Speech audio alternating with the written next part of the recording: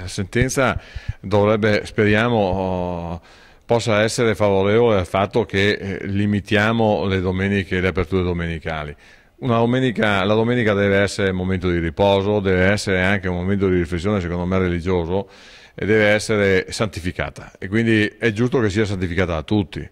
Nel bene o nel male, religioso o no, bisogna che tutti abbiano la possibilità di riposarsi, di vivere nella propria famiglia, di svagarsi, di esercitare anche i loro hobby. Quindi io l'invito che faccio ai cittadini veneti in punta di piedi, proprio senza voler fare nessun tipo di imposizione, è quello di non esercitare l'attività di acquisto all'interno di queste grandi strutture, per dimostrare a questi signori, che sono gran parte signori di grandi multinazionali, che possiamo fare tranquillamente la spesa fino al sabato sera, alle 8, 8:30, alle 20, 20:30. Quindi la domenica lasciamo alle altre cose, alle altre situazioni, così come avviene in paesi come ben educati e di rilievo anche europeo come l'Austria, come la Germania.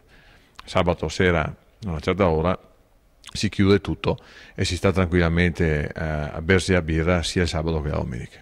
Questo soprattutto per tutelare anche il piccolo commercio che ha un rilievo importante come presidio del territorio, come riferimento, ma voglio anche rimarcare il fatto che ci deve essere nella vita di ognuno di noi un momento di rilassatezza, di tranquillità, di riposo e anche di riposo mentale. Non può essere un tutt'uno. Perderemo e perdiamo le nostre radici, anche cristiane.